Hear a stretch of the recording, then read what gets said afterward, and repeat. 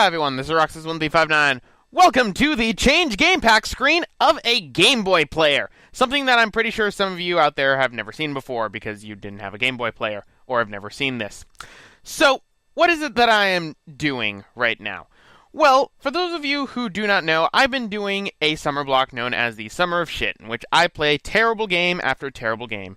My mainstay project for it has been Sonic the Hedgehog 2006, and currently so far I have finished up Sonic Story and Silver Story. So obviously the next story to tackle on would be Shadows. Well, Shadows isn't going to be premiering just yet. No, Shadows is going to be a little bit in the future. The time pun was not intended. No, instead, we're going to be doing something else. So I'm going to be taking a little bit of a break from Sonic the Hedgehog 2006. That, however, does not mean I am taking a break from the Sonic the Hedgehog franchise. No, Sonic the Hedgehog's 15th anniversary is something that all Sonic fans know was a year that was definitely not kind to the Blue Blur. He had terrible game after terrible game for it and nearly destroyed his entire reputation. And in one single day, he almost did it from the beginning as well. Now, most people know that in 2006, the one Sonic the Hedgehog game that came out was Sonic the Hedgehog 2006 on the Xbox 360. And as a result, when it was universally panned, another game didn't exactly get into the limelight until a little bit later. It was released the same day as Sonic the Hedgehog 2006 to commemorate Sonic's 15th anniversary. I am holding this cartridge in my hand right now.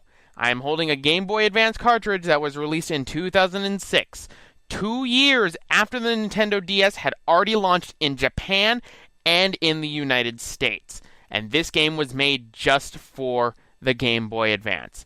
It's what I consider to be the worst Sonic the Hedgehog game of all time. The absolute worst. So, I think I should put this on in and begin my torture.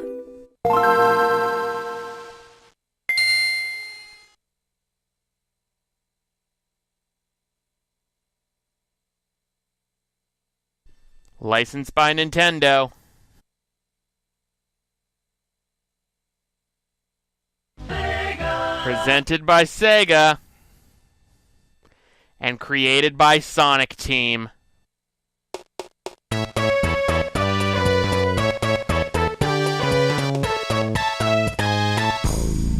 Let that bastardization of the title screen be a mainstay. Ladies and gentlemen, welcome to my newest Let's Play of Sonic the Hedgehog Genesis for the Game Boy Advance.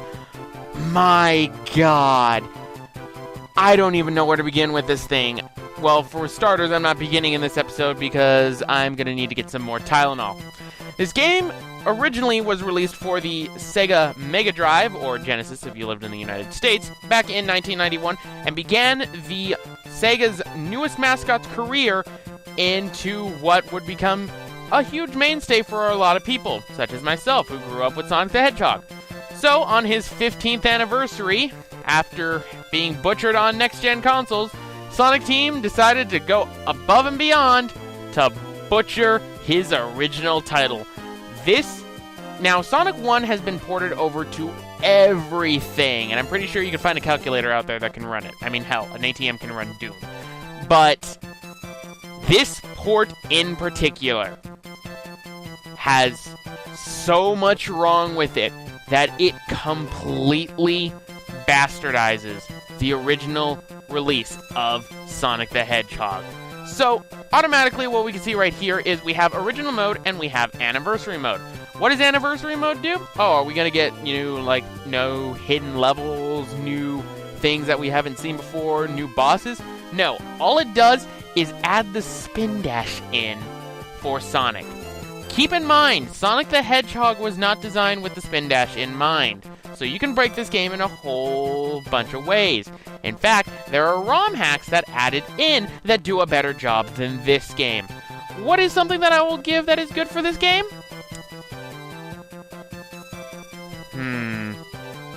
I can't really think of any. So, how about we go into what's wrong with this game? Oh, I can. So, for starters, I have to question, why is it that a Game Boy Advance game is being released for Sonic the Hedgehog when the Nintendo DS is already out? And not only that, Sega had already done a DS game. The Rush game came out in 2005 for the Nintendo DS.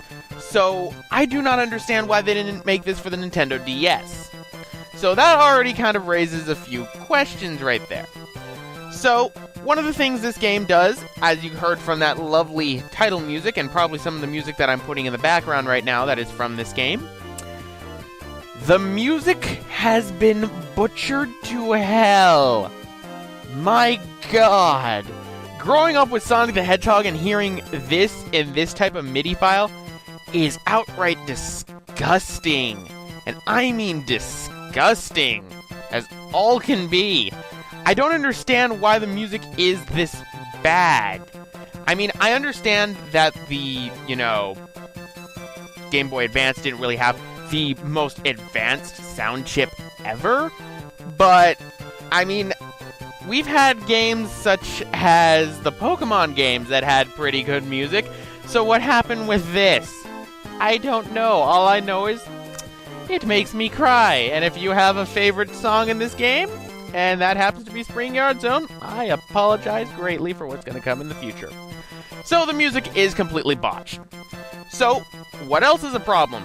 Well, this game has the problem that a lot of port games to the Game Boy Advance had, and that is screen crunch.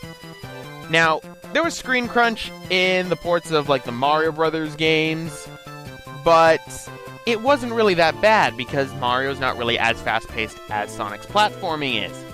In this game, the camera is so zoomed in onto Sonic that you will not see enemies on the other side of the screen, be it left or right, at all. Now, you do have the ability to look up, but you have to be perfectly still when you're doing that. And that's been in the original game from before. But in this case, you're going to get blindsided a lot, and the screen crunch just will get you killed. I can tell you right now, the final boss in Scrap Brain Zone is a challenge all of its own for the simple fact of the screen crunch, because, ladies and gentlemen, you will not see the top pistons coming down. They're not on screen. Not even the tops of them. You will not be able to tell that they are coming down. So, that's 2 nicks on this. So, what's the next one?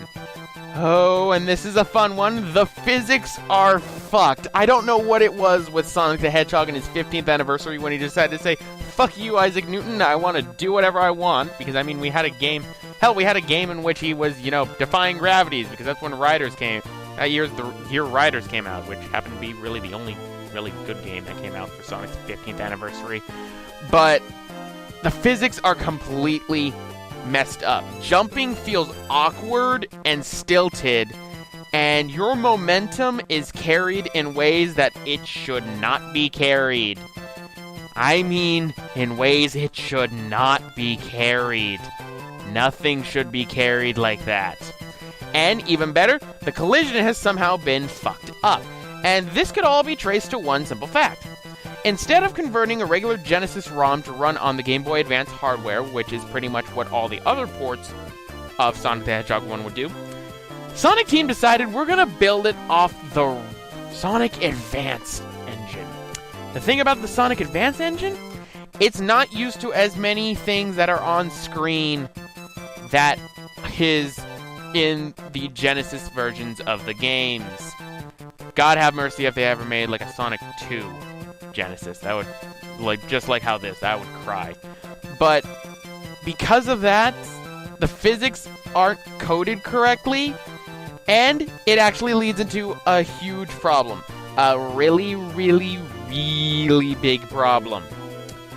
This game has probably some of the most horrendous slowdown I've ever seen in my life. I mean worse than Sonic the Hedgehog 2006 Silver and Kingdom Valley. It's horrendous. It's near damn unplayable, and I honestly expect sometimes for it to lock frames and crash. Now, I've been told by a few actually, if you go into the options and turn off the in-game music, that the slowdown isn't as bad. That's not a point in anything's favor. That's never a point in anything's favor at all. The worst part about this is after this game was released, and please mind, when this was released, they were charging $20 for this thing. $20 for this! There was somebody who was actually, pretty much, the video is titled, Sonic Genesis Done Right. Which is pretty much somebody doing a perfect one-to-one translation of the original game to the Game Boy Advance.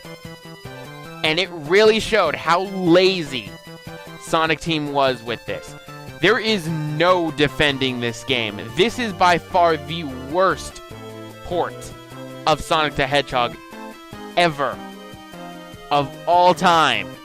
Avoid this game like the plague. That's why I'm LPing it for you guys for your entertainment. So how am I going to be doing this project? I'm not doing it getting all Chaos Emeralds, that's for sure. Because, by God, did they screw up in these special stages. How so? I'll show off later, and in case I end up not being able to fully show it off, then I will do a bonus episode for it. I'm pretty much just going from Green Hill Zone to Scrap Brain and finishing the game. Showing off how terrible it is. Do not be surprised if at any point I just go into post-commentary for it and possibly bring people on. Because this game gets to you after a while. What should take about 2 hours can take you up to 4 because of how bad this game is. Oh, God. So, anyway, guys, I'm going to end it off right here. This is Roxas1359. Welcome to Let's Play Sonic the Hedgehog Genesis on the Game Boy Advance. See you guys next time.